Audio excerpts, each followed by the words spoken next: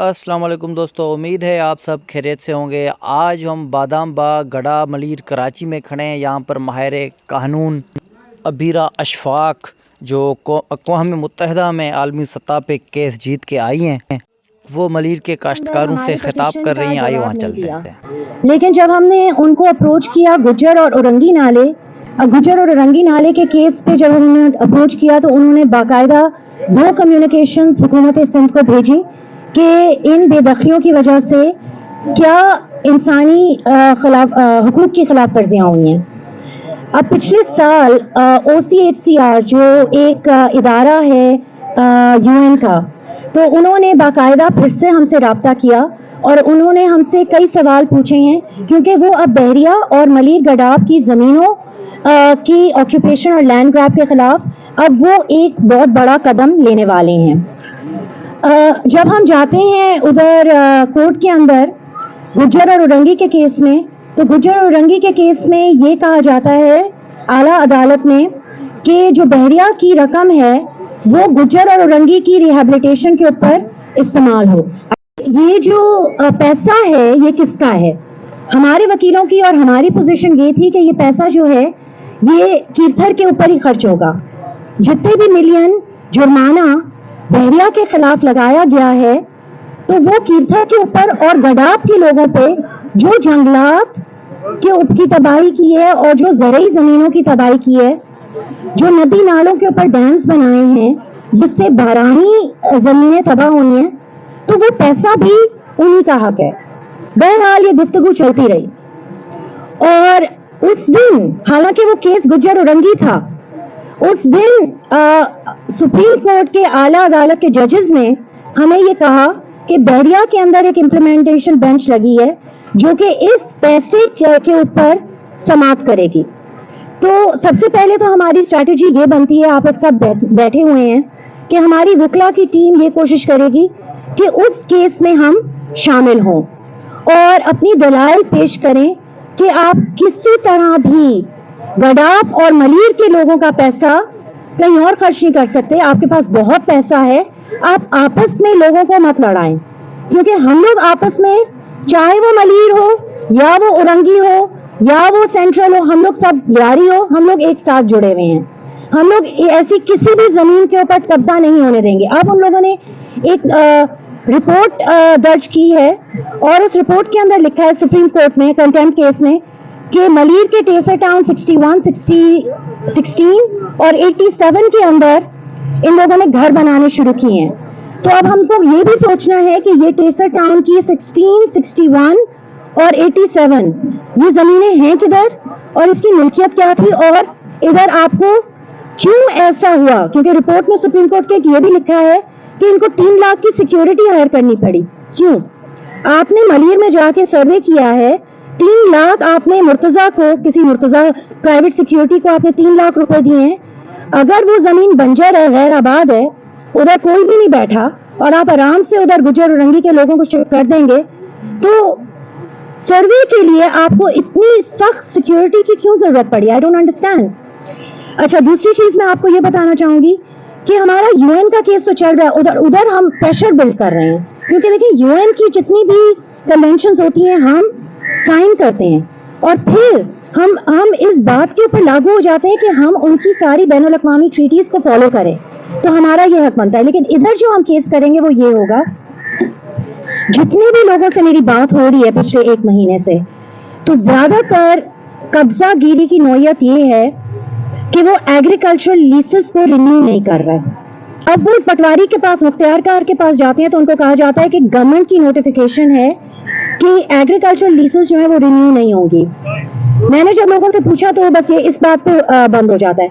लेकिन आपने किस कानून के तहत एग्रीकल्चरल लीसेस को बंद किया? आईन जो है वो कहता है कि हक का, जमीन का हक, प्रॉपर्टी का हक जो है वो एक फंडामेंटल राइट है। जब भी कोई फंडामेंटल राइट के ऊपर डाका डाले तो सिर्फ एक हवाला दे देना कि एक नोटिफिकेशन है और उस नोटिफिकेशन के तहत हम लोग आपकी एग्रीकल्चरल लीसेस रिन्यू नहीं कर रहे, ये कानून नहीं है। हमें बाकायदा कोर्ट में जाके इसको चैलेंज करना होगा। और मैं आपको ये भी बताती चलूं कि अगर ये कोगला और लैंड एक्विजिशन एक्ट जो कि ब्रिटिश के दौर के اس کے تحت اگر یہ زمین کو حاصل کرتے ہیں تو اس کا بھی ایک طور طریقہ ہے جو یہ فالو نہیں کر رہا ہے. یہ جس طریقے سے کر رہے ہیں وہ ایک ڈکٹیٹوریل اور ایڈ ہاک طریقے سے کر رہے ہیں. کہیں ادھر گئے کہیں ادھر گئے, کسی کو ڈرایا کسی کو سہمایا, کسی کو اپنے کیسز کے اندر. ایک زمانہ تھا راون وار کا جس میں لوگوں کو FIR کے ڈر سے ڈرایا ہوا تھا.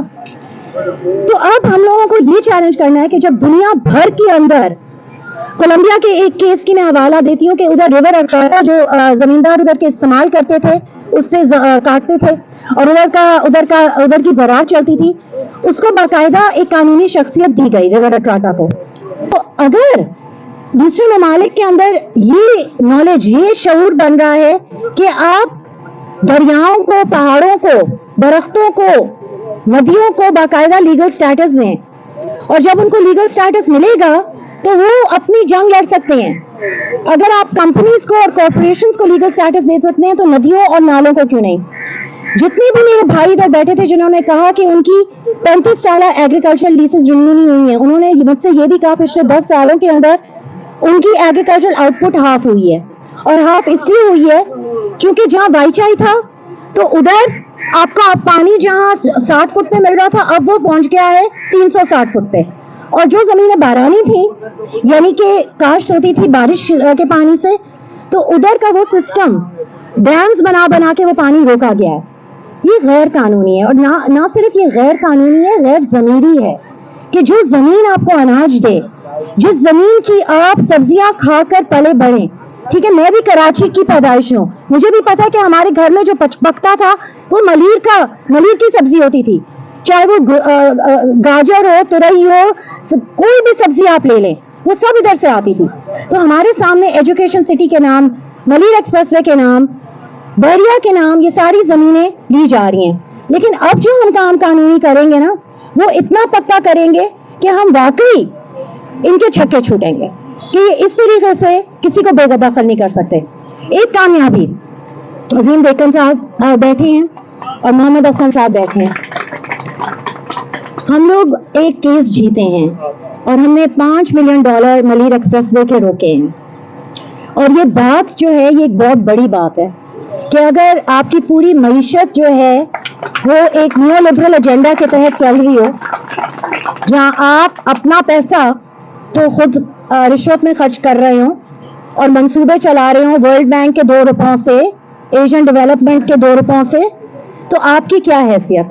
ان کے بھی قوانین ہیں, ان کو ہم نے باقاعدہ 3 گھنٹے کی ہیئرنگ ہوئی جس میں عظیم بیکن صاحب نے بولا, محمد حسن صاحب نے بولا, میں نے بولا, ہماری ایک لیگل پارٹنر ہے سعدیہ صدیقی جو بہترین تحقیق کرتی ہیں, انہوں نے بولا, سلمان بلوچ نے, انہوں نے سنا, ٹرانسلیٹ کر کے سنا, اور اس کچہری کے بعد انہوں نے کہا کہ یہ ملیر ایکسپریس وے ہمارے اپنے بینک کے اصولوں کے خلاف ہے کیونکہ ہم زرعی زمین کے اوپر قبضہ نہیں کر سکتے, ہم لوگوں کے ماحولیاتی حقوق کو تباہ نہیں کر سکتے.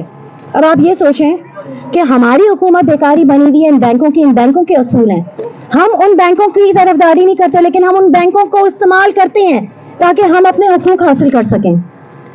پوری دنیا کے اندر کلائمیٹ چینج کی وجہ سے کوئی بھی گرین سپیس جو ہے وہ بلڈنگز کے اندر اور کانکریٹ کے اندر تبدیل نہیں ہو رہی جو ادھر ہو رہا ہے. آپ ایک دن اٹھتے ہیں اور آپ سیٹلائٹ ٹاؤن ڈکلیئر کر دیتے ہیں, دوسرے دن آپ اٹھتے ہیں اور آپ کیرتھر کو تباہ کر دیتے ہیں, حفیظ ڈالتے رہتے ہیں کیرتھر کی پکچرز. یہ ایک کم بات نہیں ہے کہ 200 سالوں سے ادھر کے جانوروں کو ایک تحفظ دیتے چلے آئے ہیں. ہم لوگ جب کلمتی صاحب کے گھر گئے تھے افسوس کرنے کے لیے, پریانکا بیٹھی ہیں, تو ادھر ہی گاؤں کے اندر گھر کے اندر ایک ہیجھاگ پورکیوپائن آیا, نارمل چیز ہے, اس کو پروٹیکٹ کر رہے ہیں, اور بحریہ نے اپنی میوزک, اپنی ریتی بجری مافیا کی وجہ سے نہ صرف بارانی ایگریکلچر کو تباہ کیا ہے, وائچائی کو تباہ کیا ہے, جنگلی حیاتیات کو تباہ کیا ہے, ان کی چراگاہوں کو جہاں پانی پیتے تھے, جہاں لوگ گھومتے تھے, جہاں عورتیں آزادی سے گھومتی تھیں. آپ یہ سوچیں کہ دیواریں اور کیمرے لگا تو عورتوں کی کیا عزت رہی. جس گھر کے اندر 40 بکریاں ہوتی تھیں ابھی وہ 4 ہیں کیونکہ عورتوں کی بھی ایک معیشت تھی, اور اس معیشت کو تباہ کرنا. تو صرف میرا کہنے کا مقصد یہ ہے کہ اب ہماری جو لیگل ٹیم بنی ہے اس کے اندر कीर्थर का केस अलाउद्दीन अहमद कर रहे हैं, जो एक बहुत बड़े वकील हैं सुप्रीम कोर्ट के। लेकिन बड़ा वकील हो या छोटा वकील हो, वकील वकील होता है। और हम सब आप लोगों के साथ जुड़े हुए हैं। आप लोग मुझे देख रहे हैं 3 साल से, और मैं कहूंगी कि आप लोगों की वजह से, और आप लोगों ने जो मुझे इतनी इज्जत दी है और मुझे काम करने की इतनी स्पेस दी है, नासिर जमाल साहब के घर हम जाके मीटिंग्स करते हैं, तो मैं ये कहूंगी कि मुझे जिंदगी भर कभी भी इतनी इज्जत और एहतराम नहीं मिली जितनी मुझे बलोच और सिंधी कौमों से मिली है। इधर के जो मुखिया हैं, दिल से इज्जत, दिल से मोहब्बत, और वो मैं रिटर्न करूंगी। क्योंकि देखिए, अगर मैंने लॉ पढ़ा है, वो भी अमेरिका में, बहुत प्रिविलेज, बहुत प्रिविलेज। कैलिफोर्निया बार की मैं मेंबर हूँ, बहुत प्रिविलेज है। इस प्रिविलेज के साथ अगर आपकी सियासत और जमीर है ना, तो फिर आप कभी पैसे के लिए काम नहीं करेंगे, कभी भी नहीं, मर के भी नहीं। पैसे की कोई औकात ही नहीं रहेगी। असल औकात होती है इंसान की, हुकूक की, आपकी और मेरी। शुक्रिया बहुत बहुत। Thank you.